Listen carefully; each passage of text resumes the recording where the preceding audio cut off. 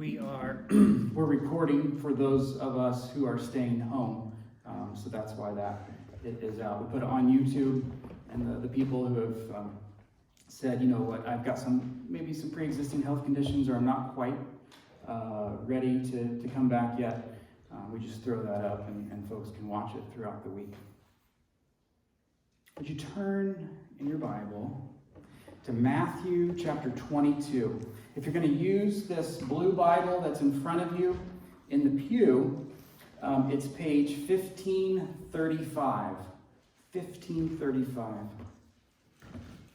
While you're turning there, I want to let you know that next Sunday is All Saints' Day. Do you remember that? That's the Sunday in the fall, the late fall, that we remember those who have died in Christ, those who have been faithful, those who have received the mercy and grace of Jesus and have gone on to glory and ahead of us, who we have grieved over, those that we mourn, and sometimes those we celebrate who are not in pain any longer. And so next week, tuck it in the back of your mind, that you'll have opportunity to name those that you would like to name in the congregation, in public, of those who have gone ahead and who are with the Lord. And we know, Paul says, that to be absent from the body is to be present with the Lord.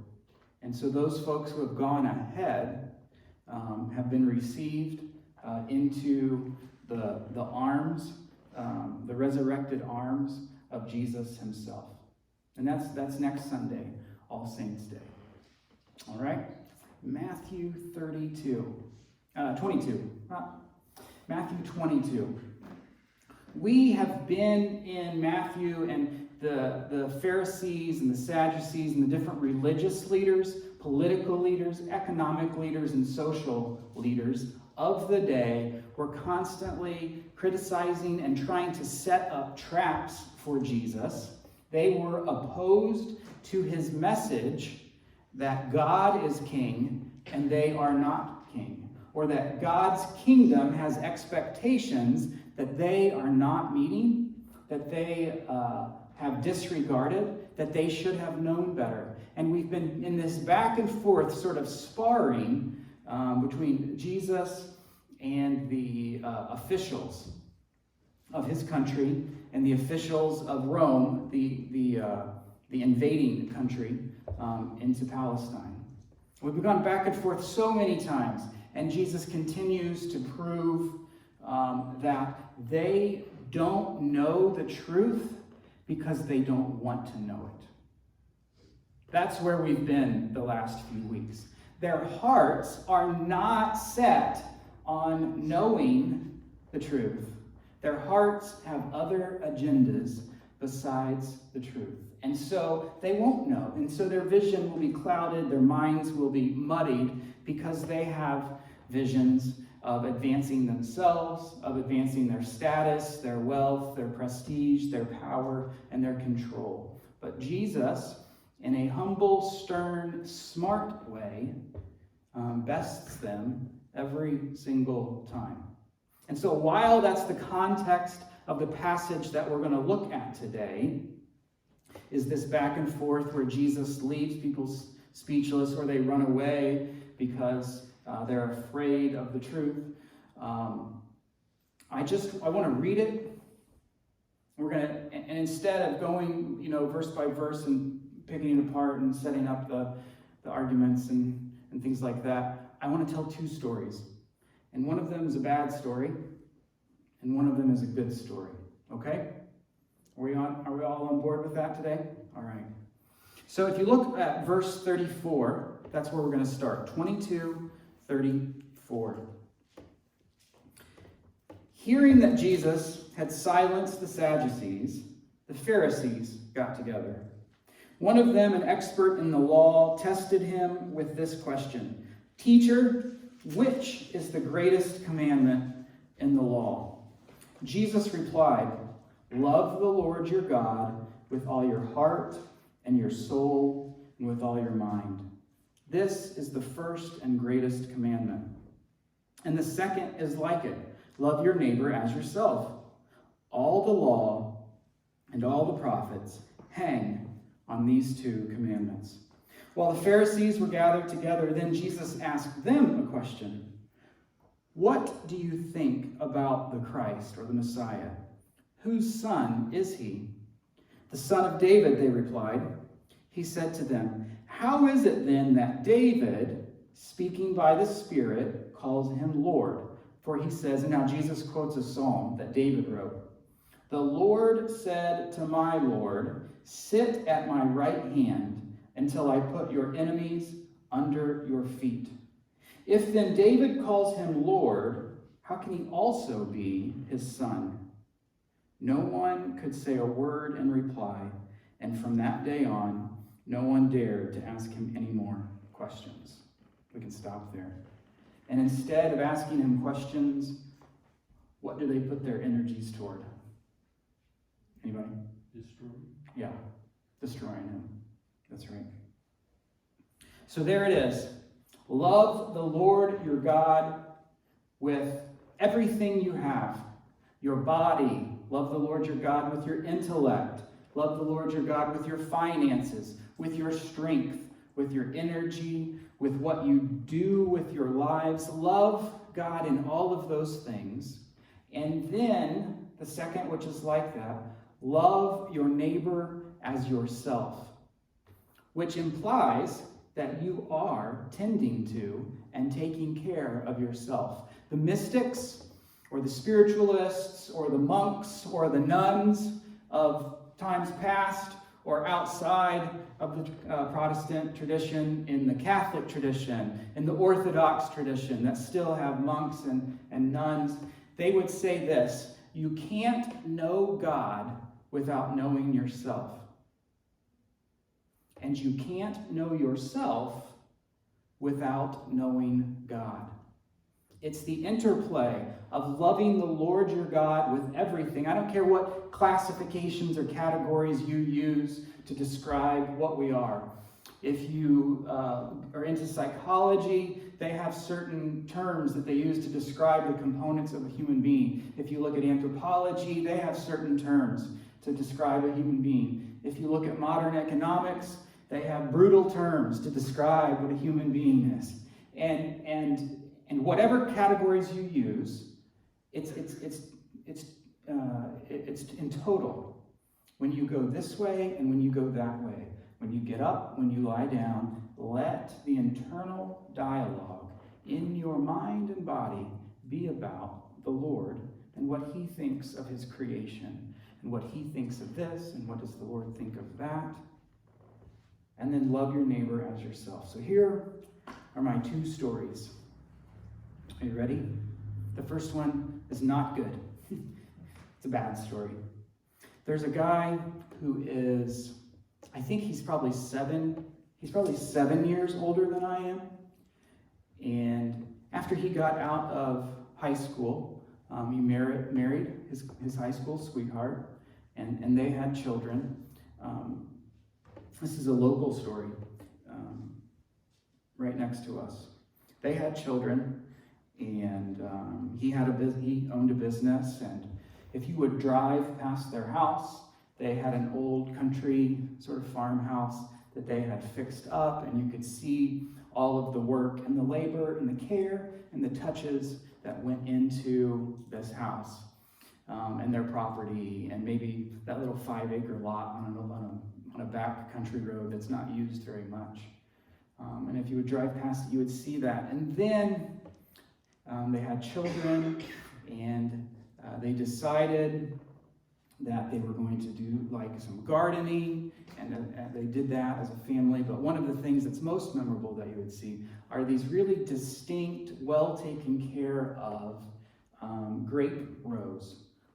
They planted a vineyard with the intention that they were going to get the juice, do the fermentation, go through all of the process to make their own wine. And so now you would see these really well manicured cedar posts that had the lines that go across, and they started to grow this vineyard.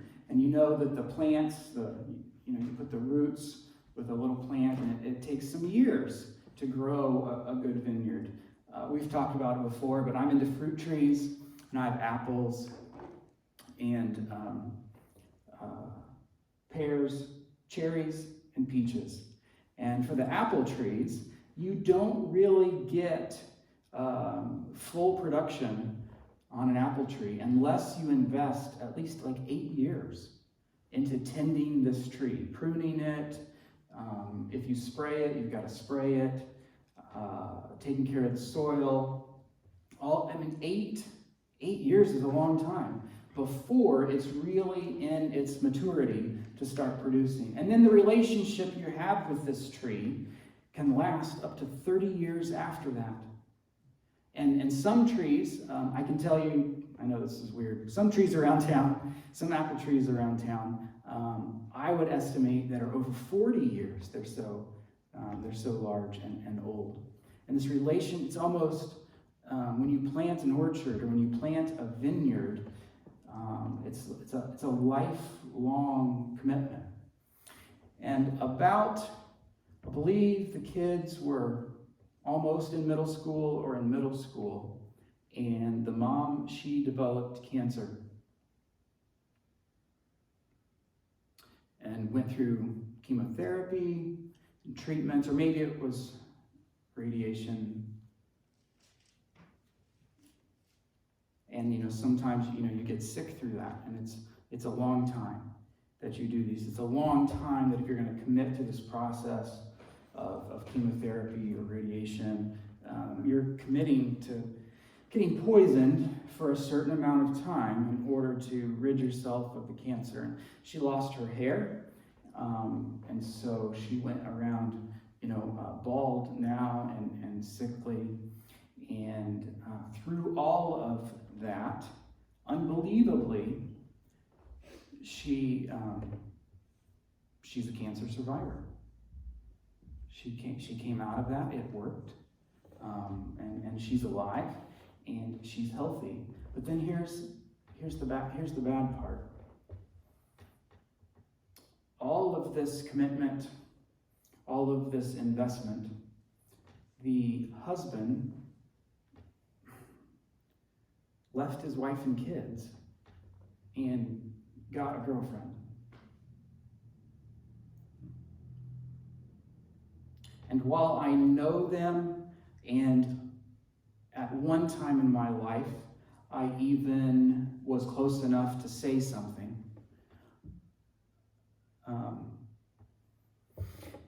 it's hard to imagine that you would invest in so many things like that and go through so many things together and then just give up.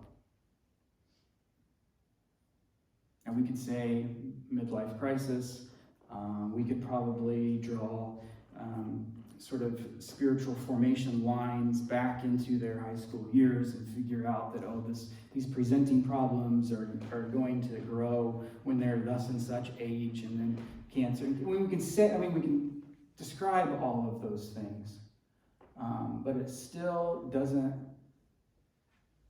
alleviate the sucker punch to the gut that left me with, that left their community with.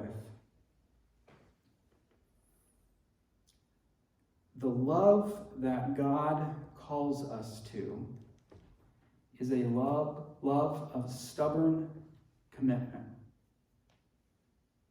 of commitment over sickness, over health, over windfalls, over pitfalls. The love of God is shown to us in that he gives grace and mercy freely. The love of God is shown to us in that he never leaves. We may leave, but God has never left us. And I think back to this sucker punch in the gut story.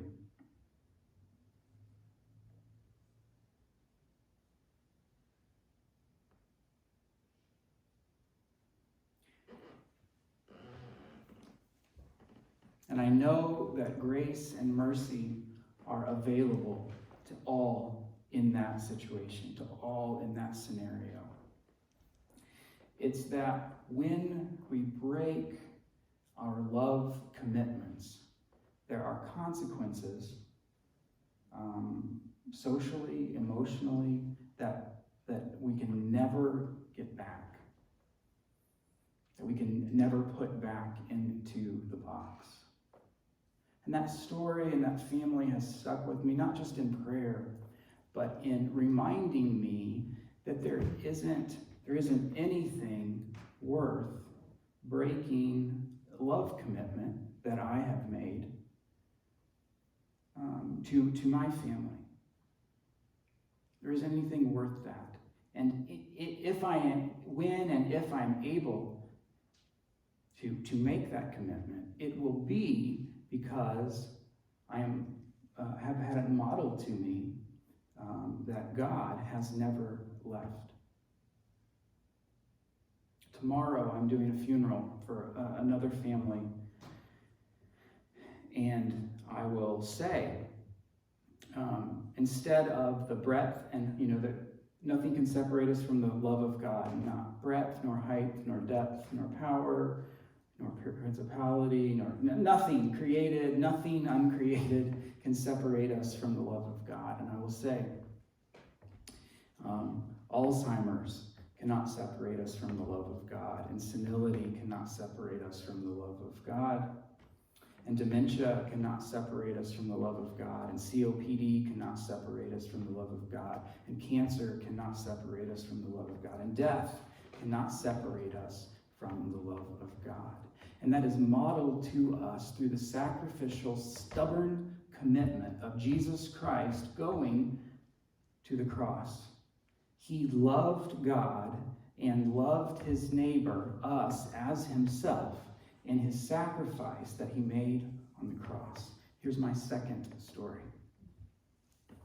There's an author, a theologian. He's actually a Catholic priest. His name is Henry Nouwen. Now, back when we could meet here and we read books together and did studies and things, we read a Henry Nouwen book together. It was called The Way of the Heart. Does anybody remember being in on that? The Way of the Heart? Or has anybody read a Henry Nouwen book? He's written 39 books, and he was born in the Netherlands, and by the age, his early 30s, he was confirmed as a priest. Now here is a person, instead of making a marriage love commitment, he made a singleness and service love commitment. And we need to be careful, especially sometimes in the evangelical world. We need to make sure, you need to hear your pastor say that the commitment to marriage and living in that bond and serving one another and family is equal to the commitment to singleness and service and love of church and love of people. And so Henry Nouwen is the person who made his commitment of singleness and celibacy in order to serve the church. And us in the Protestant world or the Anglo world, we have lost our monks and we have lost our nuns and our individuals who make that commitment to singleness. And so just by side note, I want you to know that the scripture and the tradition of the church is that marriage and lifelong commitment and singleness and lifelong commitment are held equal in the church. They are equivalent estates of living, both blessed by God and needed by those around you. Okay? So Henry Nouwen, he lives this life of celibacy and singleness so that he might serve others and serve the church. And he's a pretty phenomenal mind, but he's even a better heart. And he does spiritual counseling with people, and he studies in different countries and does different programs, and he becomes in his day, a world-renowned speaker, teacher, author, and also counselor. Well, he ends up moving to the U.S. and other places and works, teaches at Yale, and he teaches at Harvard. And I mention that because for a lot of people in society, they think that those are kind of the top tier places that you would want to be. Maybe they are, maybe they aren't. But in terms of prestige and status, there wasn't anywhere, in his prime, there wasn't anywhere that he couldn't go. He could work at any parish in the world that he wanted. He could teach at any university or college or school that he wanted, and he could write books that would sell and people would read them. And he could speak at conferences. He could do all these things. He had everything available. What is that phrase? It's called. Is it called punching your own ticket or writing your own ticket? Which one is it? Writing your own. He could write his own ticket to anywhere that he wanted to go. You understand what I mean about his fame going before him and his work that he had done. And so because of this, his tender heart, his humility, his humbleness, he spent months and close to 2 years going to different people and saying, I don't feel that the Lord is calling me to teach anymore. What should I do? And through that process, he sought counsel from others.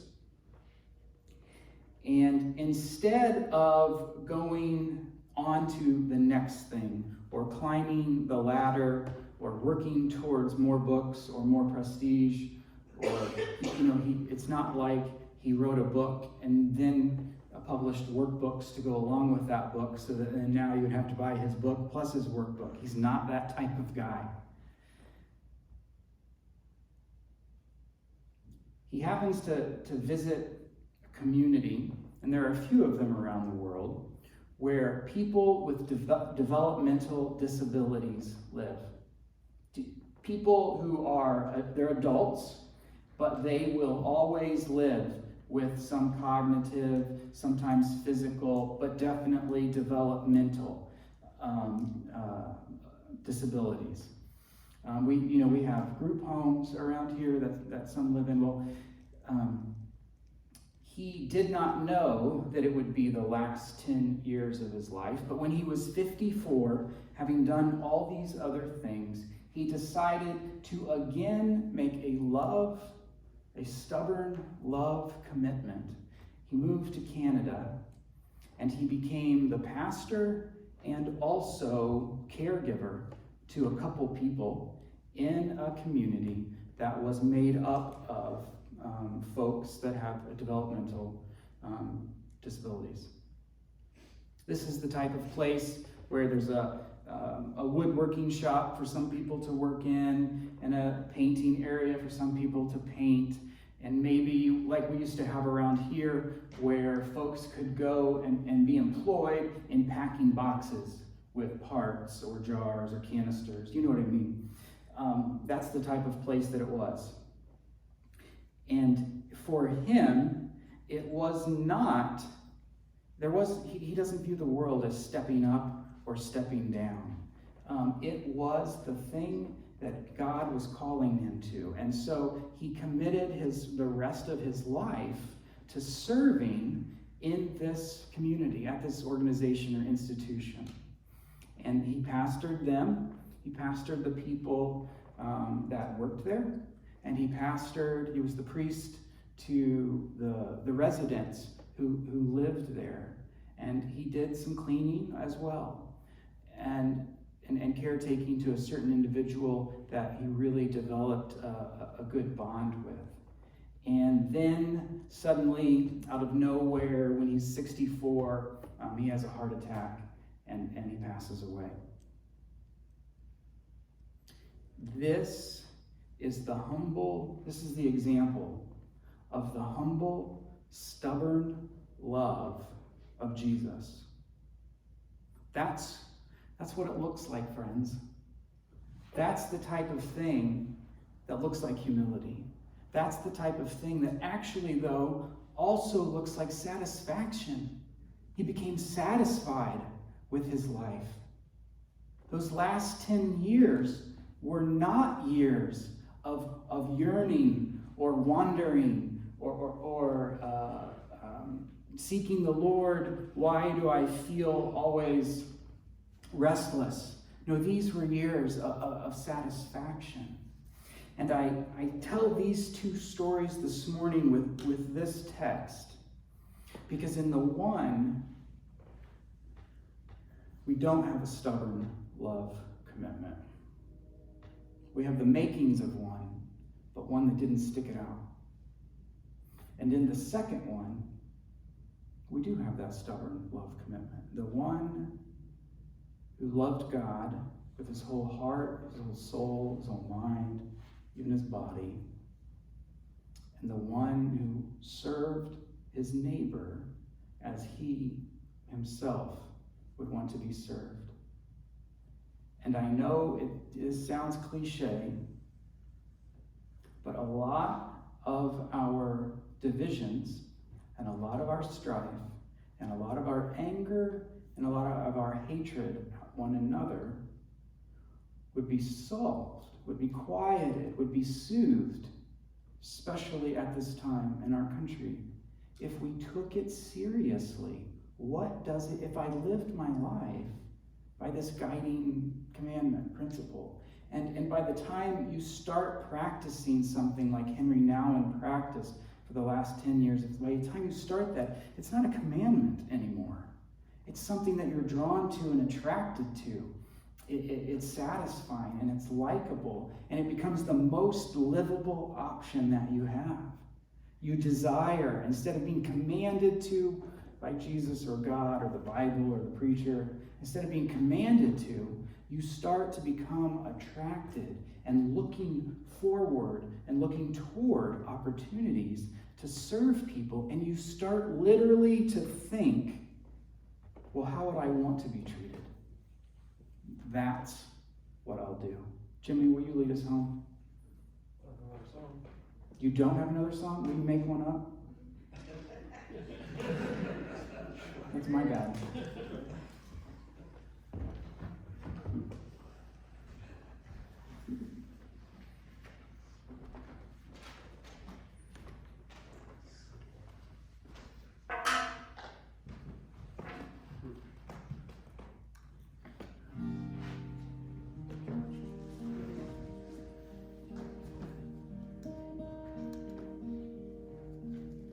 This is a song we've sung before, but it'll still feel new. So if you can't sing it, that's fine. We're not gonna have lyrics up.